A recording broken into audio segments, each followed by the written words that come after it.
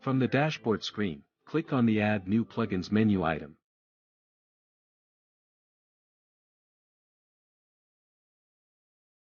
Type the plugin's name in the search box to find the plugin.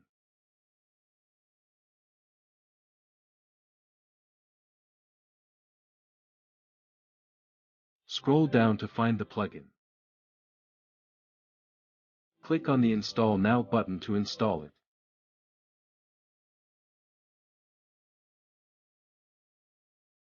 Once the installation is complete, click on the Activate button to activate it.